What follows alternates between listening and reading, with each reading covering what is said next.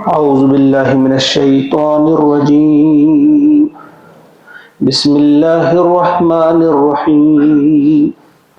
لئن لم ينته المنافقون والذين في قلوبهم مرض والمرجفون في المدينة لنغرينك بهم ثم لا يجاورونك فيها إلا قليلا صدق اللہ العظیم۔ آیت نمبر 60 سورۃ الاحزاب۔ اللہ کا ارشاد ہوتا ہے لئن لم ینتہی، اگر وہ باز نہ آئے، کون؟ المنافقون، منافق لوگ، اگر منافقین باز نہ آئے، والذین، اور وہ جو فی قلوبہم مرض، جن کے دلوں میں روگ ہے، بیماری ہے، وہ بھی اگر باز نہ آئے، والمرجفون، اور جھوٹی افواہیں اڑانے والے، جھوٹی افواہیں پھیلانے والے، فی المدینتی، مدینہ میں، یعنی اگر یہ باز نہ آئے منافقین اور وہ جن کے دلوں میں مرض ہے، بیماری ہے، اور وہ جو مدینہ میں جھوٹی افواہیں پھیلاتے ہیں، اگر وہ اپنی ان حرکات سے باز نہ آئے، لَنُغْرِيَنَّكَ بِهِمْ، تو ہم آپ کو ان کے پیچھے لگا دیں گے، یعنی ہم آپ کو ان کے خلاف اٹھا کھڑا کریں گے۔ آپ ثم، پھر لا یجاورونک، پھر وہ تمہارے ہمسایہ نہ رہیں گے، لا یجاورونک فیہا، اس شہر میں، پھر وہ اس شہر میں تمہارے پڑوسی نہیں رہیں گے، وہ تمہارے ساتھ نہیں رہیں گے، الا، مگر یا سوائے، قلیلا، چند دن، بہت کم، پھر وہ بہت کم تمہارے ساتھ یہاں رہیں گے۔ پچھلے درس میں ہم نے پڑھا تھا کہ وہ شریر لوگ، جو شریف زادیوں کو، جو ان انتہائی پاک باز خواتین کے ساتھ چھیڑخانی کیا کرتے تھے، اور جن کے دلوں میں مرض مختلف قسم کے تھے، ایک تو بدنگاہی کا تھا، اور پھر اندر سے دشمنی کا، زبردست کسی نہ کسی طرح نقصان پہنچانے کے وہ جو ان کے اندر ارادے تھے، اور پھر جھوٹی افواہیں اڑانے والے جو منافقین، یہ مختلف قسم سے، مختلف طریقوں سے تنگ کرتے تھے نبی اکرم صلی اللہ علیہ وسلم اور آپ کے ساتھیوں کو۔ کبھی کہتے تھے کہ بھائی فلاں جگہ مسلمانوں کو آج نقصان ہو گیا، فلاں جگہ ان کا اتنا ہو گیا، آج جی فلاں فلاں اکٹھے ہو گئے، وہ آپ پر حملہ آور ہونے والے ہیں۔ مختلف طریقوں سے ان کو کبھی ایک انداز سے ڈرانے کی کوشش، کبھی دوسرے انداز سے، اور پھر اور قسم کی افواہیں بھی۔ مثلا بدر میں مسلمانوں کو فتح حاصل ہوئی، لیکن وہاں انہوں نے افواہ اڑائی مدینہ میں کہ مسلمانوں کو شکست ہو گئی ہے، اور محمد صلی اللہ علیہ وسلم نعوذ باللہ قتل کر دیے گئے ہیں۔ اس قسم کی افواہیں اڑائی۔ حضور علیہ الصلوۃ والسلام نے پہلے ہی آگے 2 آدمیوں کو بھیجا تھا، زید بن حارثہ اور ایک اور صحابی، 2 صحابہ کو بھیجا تھا کہ ایک خوشخبری سنانے کے لیے۔ جب وہ قریب پہنچے تو ایک منافق نے دیکھا اور ساتھیوں سے کہنے لگے کہ دیکھو زید کے چہرے سے لگ رہا ہے کہ انہوں نے شکست کھائی ہے، کسی طرح سے یہ بھاگ کر آئے۔ لیکن جب یہ نزدیک پہنچے، انہوں نے جب خوشخبری سنائی تو پورا مدینہ جو ہے وہ اللہ اکبر کے نعروں سے گونج اٹھا۔ تو وہ اسی قسم کی افواہیں پھیلاتے تھے، کبھی ایک قسم کی، کبھی دوسری قسم کی، اور اذیت دیتے تھے، تنگ کرتے تھے مختلف طریقوں سے پیارے نبی صلی اللہ علیہ وسلم کو اور آپ کے ساتھیوں کو۔ اب اس آیت میں انہیں بتایا کہ اگر یہ باز نہیں آئی ان حرکتوں سے، اگر انہوں نے اس قسم کی جو افواہیں ہیں پھیلانا بند نہ کی، اور اپنے دلوں کو مانجا نہیں، درست نہیں کیا اپنی، تو ہم آپ کو پھر اجازت دیں گے، پھر آپ کو ہم حکم دیں گے، آپ کو کھڑا کریں گے ان کے خلاف، اور پھر یہ تمہارے ساتھ اس شہر میں نہیں رہ پائیں گے، بلکہ یہاں سے ان کو نکالا جائے گا، پھر جلا وطن ان کو کر دیا جائے گا۔ ملعونین یعنی پھٹکارے ہوئے، ان کو پھٹکارا جائے گا، یہ لعنت ان پر کی جائے گی،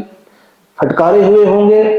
اینما ثقفوا جہاں کہیں بھی پھر وہ پائے جائیں، اخذوا پکڑے جائیں گے، وقتلوا تقتیلا اور بری طرح سے قتل کر دیے جائیں گے۔ تو یہ والی آیت جو ہے اس کے بارے میں کچھ مفسرین نے لکھا ہے، یہ تو انہی کا تذکرہ ہے کہ جس طرح سے مختلف جگہوں پہ جب بدعہدی کی تھی یہودیوں نے، ان کو وہاں سے نکالا گیا تھا، بنو نذیر قبیلہ ان کو نکالا گیا، اور پھر وہ واقعہ سب کو یاد ہے کہ چکی کا پاٹ جب ان نے گرانا چاہا تھا اوپر سے حضور علیہ السلام کو، وہ قتل کی سازش کی تھی، بہت بڑا پتھر چکی کا پاٹ تھا، وہ اوپر سے گرانا چاہتے تھے، اور گرانا چاہتے تھے آپ علیہ السلام پر، تو آپ کو اللہ تعالیٰ نے بچا لیا۔ پھر جب حضور علیہ السلام تو آپ کے ساتھیوں نے ان کو دھمکایا کہ آپ 10 دن کے اندر اندر آپ اس جگہ کو خالی کریں گے، اگر 10 دن کے بعد ہمیں تم میں سے کوئی یہاں ملا تو تمہیں قتل کر دیا جائے گا۔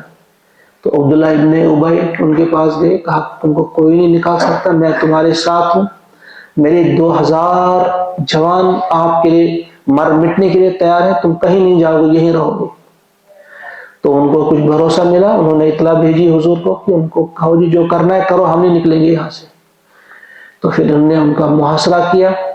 تو جب محاصرہ مسلمانوں نے ان کا کیا تو اس وقت کوئی بھی ساتھ نہیں ہے، نہ عبداللہ ابن ابی آیا رئیس المنافقین، اور نہ ان کا کوئی ساتھی آیا، تو ان کو پھر وہاں سے نکالا گیا۔ تو پھر اسی طرح سے بنو قینقاع، بنو نذیر ان کو نکالا گیا، اور پھر بنو قریظہ کا تو ابھی ہم نے پڑھا کہ وہاں کے جو ان کو کس طرح جو جنگ کے قابل جوان تھے ان کو قتل کر دیا گیا، باقی کو غلام بنایا گیا یا ان کی لونڈیاں بنایا گیا۔ تو پھر وہاں سے مدینہ کو بالکل پاک کر دیا گیا ان خبیثوں سے۔ تو کچھ لوگوں کو، کچھ مفسرین نے لکھا ہے اسی کی طرف یہ اشارہ ہے، لیکن کچھ مفسرین نے لکھا ہے کہ نہیں، ان کا تذکرہ تو گزر چکا ہے، یہاں تو منافقین کا تذکرہ ہے۔ تو منافقین کے بارے میں کوئی باقاعدہ حکم اس قسم کا پھر حضور کو نہیں دیا گیا، کیونکہ حضور نے منافقین کے خلاف اس قسم کی کوئی کارروائی نہیں کی کہ ان کو کہیں سے نکالا گیا ہو یا ان کو پھر قتل کر دیا گیا ہو۔ سنت اللہ، فرمائیے اللہ کی سنت ہے، یہ اللہ کا دستور ہے، یہ اللہ کا طریقہ ہے، فی الذین خلوا من قبل، ان لوگوں کے بارے میں رہا جو پہلے گزر چکے، جو پہلے گزر چکے ہیں ان کے بارے میں بھی اللہ کی سنت رہی ہے کہ جنہوں نے بھی اللہ کے رسول یا ان کے ساتھیوں کے ساتھ اس قسم کی بدتمیزیاں کی ہیں، ان کے ساتھ یہی کچھ کیا ہے اللہ تعالیٰ نے، ان کو اسی طرح سے سزا دی گئی ہے۔ تو اگر یہ باز نہیں آئے ان کو بھی اسی طرح سزا دی جائے گی، کیونکہ اللہ کی سنت ہے۔ وَلَن تَجِدَ، اور آپ نہیں پائیں گے، لِسُنَّتِ اللَّهِ، اللہ کے دستور میں تبدیلا، کوئی تبدیلی، یعنی اللہ کی سنت میں کوئی تبدیلی آپ نہیں پائیں گے۔ اگر یہ پھر اسی طرح مصر رہے تو ان کے ساتھ بھی یہی سلوک کیا جائے۔ یسألک الناس، آپ سے پوچھتے ہیں اے نبی صلی اللہ علیہ وسلم، آپ سے لوگ پوچھتے ہیں عن الساعہ، یہ قیامت کی گھڑی کب آئے گی، قیامت کب آنے والی ہے، یا قیامت کے بارے میں سوال کرتے ہیں۔ کل، آپ فرما دیں، انما، بے شک، علمها، اس کا علم جو ہے، عند اللہ، اللہ کے پاس، یعنی اس کا علم تو صرف اللہ کے پاس ہے۔ اس قسم کے سوالات وہ لوگ اس لیے نہیں کرتے تھے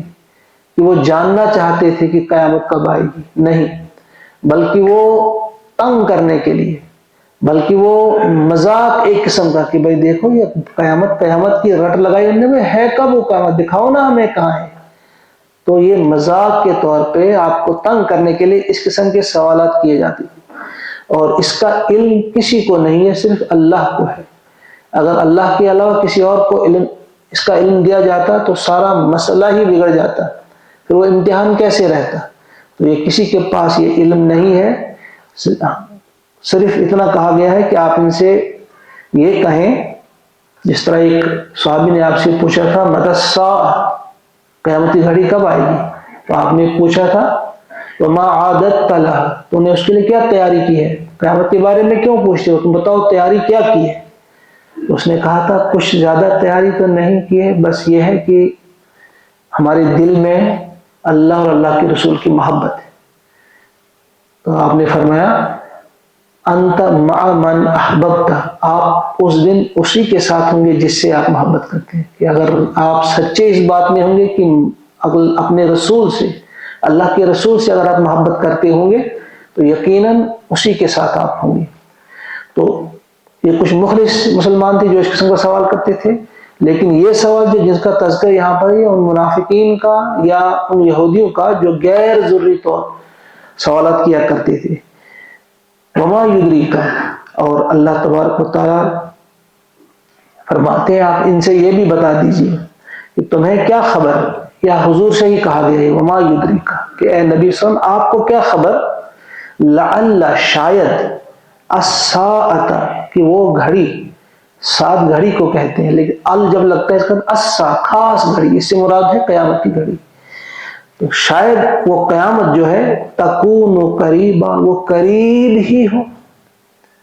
یعنی آپ ان کو بتا دیں کہ اس وقت آپ کیا کریں گے، اس وقت آپ کو کوئی موقع نہیں ملے گا توبہ کرنے کا، اس وقت آپ کو کوئی موقع نہیں ملے گا معذرت کرنے کا، آپ کو معذرت کوئی بھی فائدہ نہیں دے گی، اس وقت کسی بھی وقت آ سکتی ہے، اچانک آ سکتی ہے۔ لہذا اس کا طریقہ یہ ہے کہ ابھی سے جو ہی آپ کے کانوں تک یہ آواز پہنچتی ہے کہ ایک دن قیامت آنی ہے،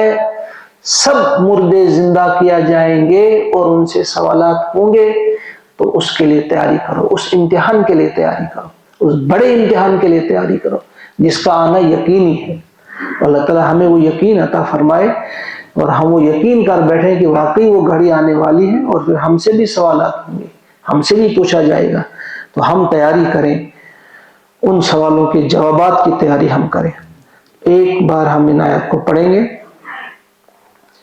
لَئِن لَّمْ يَنْتَهِ الْمُنَافِقُونَ وَالَّذِينَ فِي قُلُوبِهِم مَّرَضٌ وَالْمُرْجِفُونَ فِي الْمَدِينَةِ لَنُغْرِيَنَّكَ بِهِمْ ثُمَّ لَا يُجَاوِرُونَكَ فِيهَا إِلَّا قَلِيلًا مَلْعُونِينَ أَيْنَمَا ثُقِفُوا أُخِذُوا وَقُتِّلُوا تَقْتِيلًا سُنَّتَ اللَّهِ فِي الَّذِينَ خَلَوْا مِن قَبْلُ وَلَن تَجِدَ لِسُنَّتِ اللَّهِ تَبْدِيلًا